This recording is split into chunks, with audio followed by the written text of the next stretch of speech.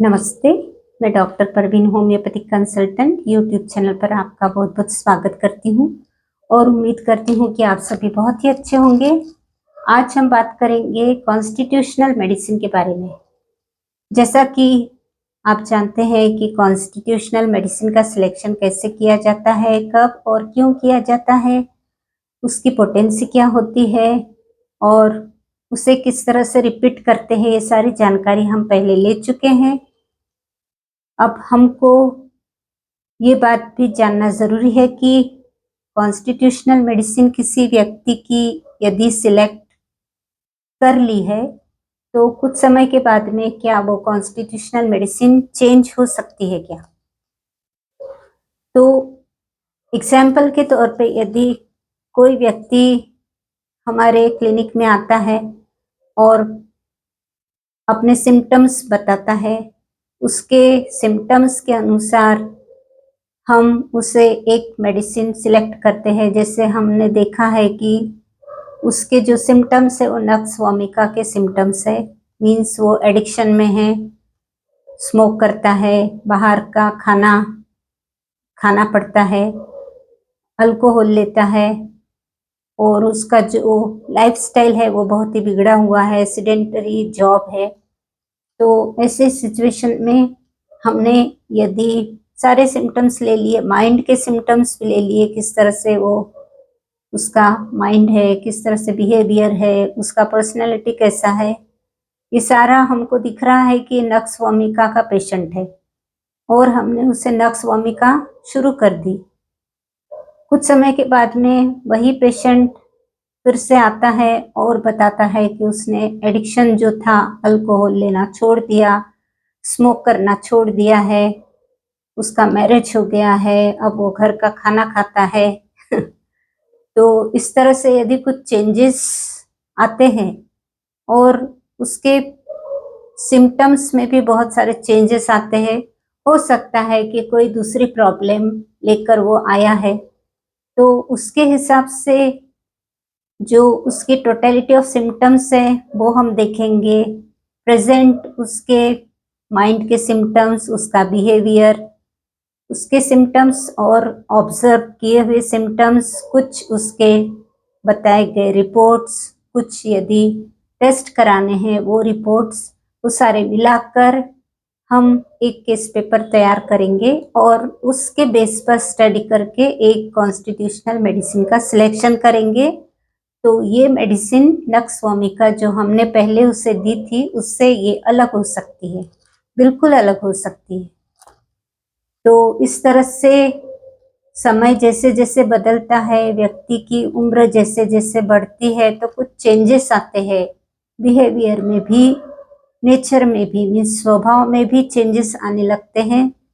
उसके जो बॉडी के सिम्पटम्स रहते हैं, फिजिकल सिम्पटम्स, वो भी चेंज होते रहते हैं। कुछ प्रॉब्लम्स खत्म हो जाती है, कुछ नई प्रॉब्लम्स आने लगती है। तो इस तरह से ये जो चेंजेस होते हैं, तो चेंजेस को देखकर मेडिसिन चेंज करनी पड़ती है और उस तरह से फिर हम टोटलिटी ऑफ सिम्पटम्स देखकर मेडिसिन सिलेक्ट करते हैं। तो इस तरह से कॉन्स्टिट्यूशनल मेडिसिन हमेशा ही एक नहीं रहती। कॉन्स्टिट्यूशनल मेडिसिन समय के साथ-साथ में चेंज की जा सकती है, चेंज होती है। तो ये जानकारी कॉन्स्टिट्यूशनल मेडिसिन के बारे में थी। वैसे आज के दौर में क्या होता है कि कॉन्स्टिट्यूशनल मेडिसिन निकालना बहुत मुश्किल हो गया है, क्योंकि पेशेंट बिल्कुल पेशेंट में भी पेशेंस नहीं है और डॉक्टर्स को टाइम नहीं है। जैसे कि वो बिल्कुल भी बहुत कम समय देते हैं एक-एक पेशेंट को।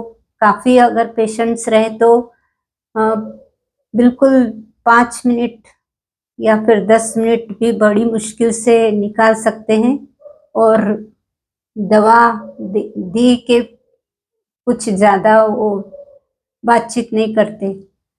मैंने देखा है कभी-कभी तो बात ही नहीं करते, सिर्फ पेशेंट का केस पेपर है, उसको देखा, दवाई बनाई और दे दी। तो साइकोलॉजिकली पेशेंट को रिलीफ होना चाहिए, उसके कारण कभी कभी पेशेंट से दो बात करना या फिर उसको कुछ उसका पल्स रेट देखना, उसका कभी ब्लड प्रेशर देखना, कभी कोई ऐसी एक्यूट केस है तो उसका चेक करना या फिर उसके हीमोग्लोबिन कैसा है उस पर बात करना या फिर उसका मेंटल माइंड के सिम्टम्स देखने के लिए थोड़ी बातचीत करना ज़रूरी है, कुछ पूछना ज़रूरी है, क्योंकि कभी कभी पेशेंट बहुत खुल के सारी बात बताते हैं और कुछ भी छुपाते नहीं हैं, और उसके कारण क्या होता है कि मेडिसिन का सिलेक्शन बहुत अच्छी तरह से होता है। बहुत से पेशेंट आते हैं तो वो बहुत खुलकर बात करते हैं और अपने फैमिली की, अपने पर्सनल लाइफ के बारे में भी बताते हैं और अपने सिम्टम्स भी पूरे क्लियर बताते हैं, जिससे कि डॉक्टर को हेल्प हो जाती है। इसलिए कहते हैं कि डॉक्टर से कोई बात छुपानी नहीं चाहिए, डॉक्टर को सारी जानकारी देना बहुत ज़रूरी होता है। खासकर होम्योपैथिक डॉक्टर को सब कुछ बता देना ठीक रहता है, ताकि मेडिसिन का सिलेक्शन भी अच्छे से हो सके। तो डॉक्टर से भी यही रिक्वेस्ट है कि पेशेंट को ज़रूर समय देकर थोड़ा उसको देखिए और पेशेंट को भी समय निकाल कर ही दवाई लेने के लिए आना चाहिए। कभी कभी पेशेंट फ़ोन करके सिम्टम्स बताते हैं और कहते हैं कि मेडिसिन तैयार रखना, हम अभी आएंगे। तो इस तरह से इतने बिजी लोग भी हो गए हैं जो कि बात भी करना नहीं चाहते, फ़ोन पर बात करके कहते हैं कि मेडिसिन आप तैयार रखिए। तो इस तरह से बहुत बार इस तरह हो जाने के कारण भी पेशेंट को फ़ायदा नहीं दिखाई देता, तो फिर ऐसा होता है कि होम्योपैथी से तो फ़ायदा होता नहीं, लेकिन दोनों को एक दूसरे से कोऑपरेट करना बहुत ज़रूरी है। तो इस तरह से ये जानकारी थी। उम्मीद करती हूँ कि आप वीडियो को अधिक से अधिक शेयर करेंगे और कॉन्स्टिट्यूशनल मेडिसिन के बारे में भी आपके जो कुछ डाउट्स होंगे वो दूर हो गए होंगे। तो उम्मीद करती हूँ कि आपने चैनल को भी सब्सक्राइब कर लिया होगा। Thank you.